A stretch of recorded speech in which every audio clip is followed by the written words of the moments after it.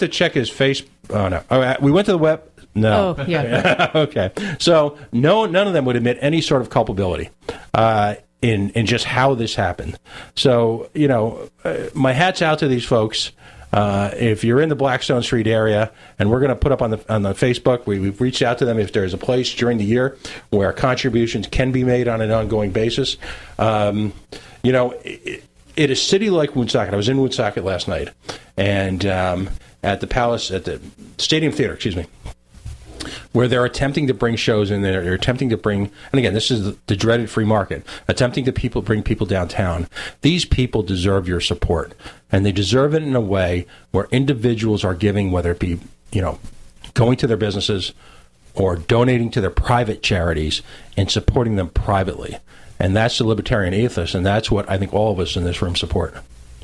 So a shout out to them and the best of luck. And we're gonna do some follow up as we go along during the year to see if there's going to be any attempt next year at reestablishing this worthy cause. You just reminded me that I have my East Greenwich Cove Commission meeting this week, and you'd be surprised, it gets pretty rowdy down there. I'm not surprised at all. I mean, there's some big do-re-mi at stake in some of this stuff. Some pretty big, some pretty interesting nights. People want to know what's happening in their backyards. I was, it would be just great if, out at nightclubs or in the city out late at night, and I catch a black eye at the Cove Commission meeting. We'll let you know. I think we're going to start a police blotter. Given Mr. Plain's experience with the E.G.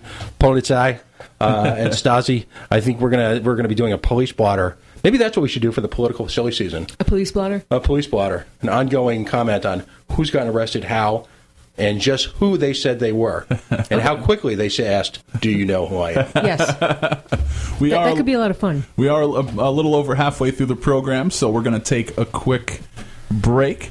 Check out coalitionradio.us, facebook.com/The Coalition Radio. On Twitter, coalition_radio.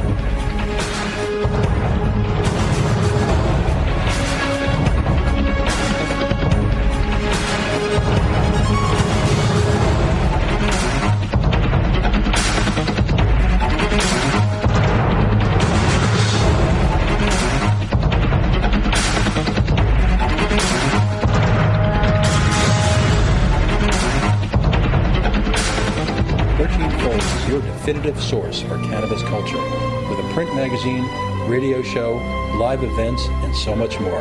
Check them out online at 13folds.com. That's the number 13, FOLDS.com. My name is Angel Rach. I'm a mother of 2 teenage children, and I fought all the way to the Supreme Court for the right to use the medicine that saved my life. I've been permanently disabled for 10 years, with an inoperable brain tumor, wasting syndrome, and several other serious conditions. For 4 years, I was in a wheelchair, in so much pain, I couldn't even hug my kids. The hardest part was looking in their eyes and seeing how much they were suffering because of my medical condition. The medicine that gave me my life back and gave my kids their mom back was cannabis, also known as medical marijuana. With medical marijuana, I can walk, maintain my weight, and I can be a mom. Without it, my doctors believe that I would die. To learn more about medical marijuana, contact Marijuana Policy Project at 1-877-JOIN-MPP or on the web at mpp.org. Hey everybody, it's Tony Jones. When I'm not here yakking about politics, I spin records. That's right, if you like good old-fashioned rock and roll radio the way God intended it to be, then tune in to The Tony Jones Show. The information's online at tonyjones.org. That's tonyjones.org. I found a picture of you.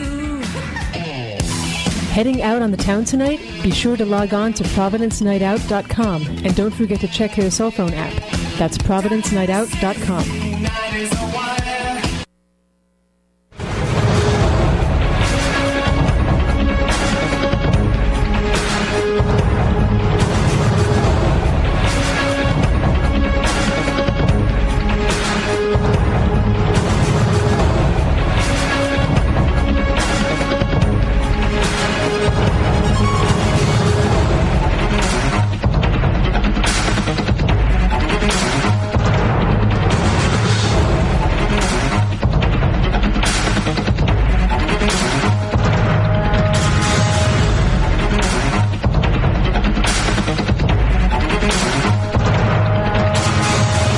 Tony Jones here. You're tuned in to the Coalition online at coalitionradio.us. P.O. Taxpayer is here.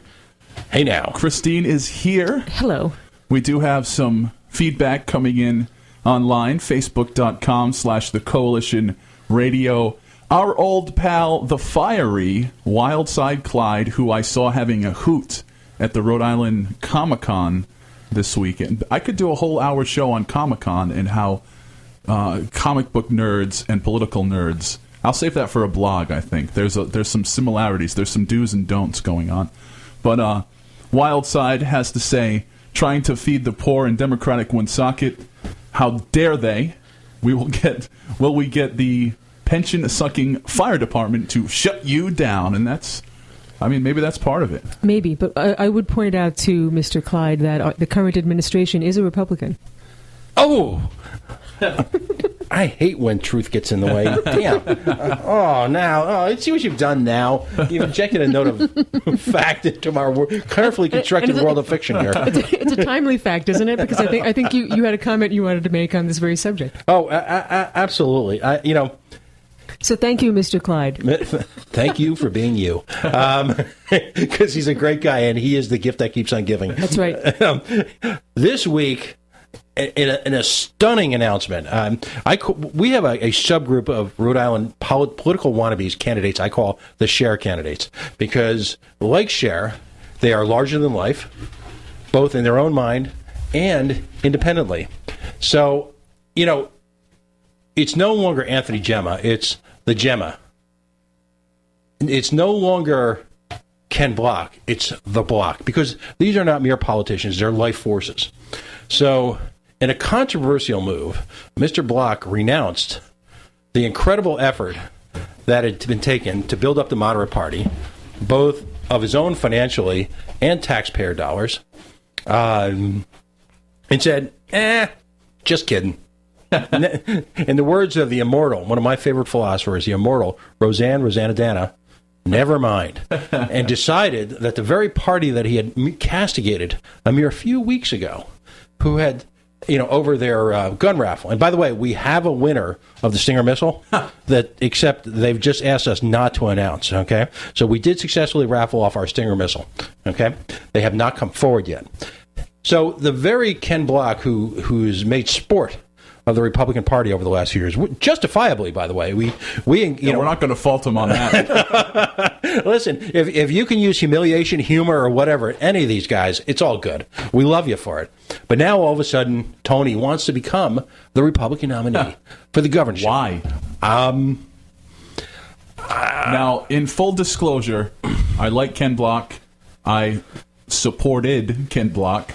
I've actually donated to his campaign. Now, when I think about it, if I knew he was going to run as a Republican, I probably would not have donated. And in protest, I am actually registered as a moderate, because I don't have any interest in registering as a Democrat per se. Definitely, I'm not going to register as a Republican. I can be unaffiliated and have some fun in the primaries, or I can do my protest registration. So I know, P.O., you said at one point you were registered as a Green Party. I was a member of the Green Party, because they were the only ones at the time who had the cojones to take on organized labor, I'll call it state employee organized labor, because I'm a pro-private labor union kind of guy, all right? But they were the only ones who took it on, all right? And they're the only ones who were willing to actually take a stand. Now, flash forward, the Libertarian Party in the United States has started to emerge. And that was just something we wanted to touch on tonight, because ultimately the seeming demise, because it really was a party of one, the seeming demise of the moderate party brings up the bigger question. And the big question is, can a third party survive? And what role is it more viable for that third party? In this case, the only one that matters to us. Sorry. Well, you. Us. is the Libertarian Picture me movement. kicking P.O. in the shins right about now. All of a sudden, I realize I'm surrounded by Green Party people. Kick him in the gut. That's right, because we now have Dave Fisher with us. He's in the house. Good evening, folks. Dave is in the house. The Woonsocket chopper just landed on the road. You mean and the traffic was backed up for miles. the Woonsocket Air Force? Just, Woonsocket Force One. If you remember a few shows ago, we had him in while he was running for mayor. He ran a spirited campaign. I believe the only real information based campaign in Woonsocket. Everything else is a cult of personality. Personality or identity politics. If you have cult an R, of lack of personality, maybe. I'll just pick the generic person with the R or the D after their name, because that's the brand I've been buying into for years. Exactly. So the question is, do libertarians continue to be mired in the indentured servitude to the Republican Party? And at this point in time, I say no. I say it's time for third parties in this state to, let's just say, actually, let's be really straightforward. It's time for a second party to rise in this state, whether it be the Green Party or the Libertarian Party. It's time for another political organization to assume the role of challenging the democratic status quo in this state. What do you say? Absolutely. I couldn't agree more. But I think that aside from the D, the big R, we're really looking, especially on a national scale, of two parties that have become just the party of the corporation. You know, they're funded. Their campaigns are funded by the corporations. They're putting, when you have a former CEO or a former CFO of Monsanto coming in as the head of the EPA, and when you put Tim Geithner in charge of the country's money, look how narrowly we had to have a populist tantrum to get Larry Summers to back out. It comes down to two sides of the same tarnished coin that we're making the decision between in this country. And I think that there is certainly we've seen a few stories in the last few weeks about how there is a real clamor for third party and independent candidates coming up and rising up. The problem with that, as I certainly found in Woonsocket, is not having the machinery behind you. Back last year when I was managing Abel Collins' campaign against Jim Langevin down in District 2, in the waning days of the campaign, we had a lot of talk about starting maybe like an independent candidate pack here in the state that could provide those services, have all the databases, have the back of the house services, have somebody on staff that knows the ins and the outs of election filing, federal and statewide, because the independent candidate just doesn't really have access to that back of the house stuff, and it's a real steep learning curve to get that stuff correct the first time out. And the last thing you want, especially if you're running for a U.S. congressional seat, is the last thing you want is the FCC crawling up your rear end with a microscope at the end of the day. Right, and I wouldn't put it past the candidates with the bigger funded campaigns to be putting a bug in the ear of, hey, go investigate this person. Sure, absolutely, and they have the pull and they have the clout to do it. Well, their party members are the appointed honchos for the organizations. It's a self-fulfilling prophecy at its very worst. They're in charge of the very organizations that monitor who's allowed in and out of the party. Yeah. So you have this cabal between the Democrats and the Republicans to say, this is a two-person club. Yeah. No one else need apply. It's political racism. One of my favorite quotes from Tony Affini, who is the Green Party president here in the state, is you may think that the Democrats and Republicans don't agree on anything, but they agree on one thing, which is keep all the other guys out. Absolutely. Right. And I think that that's 100% true.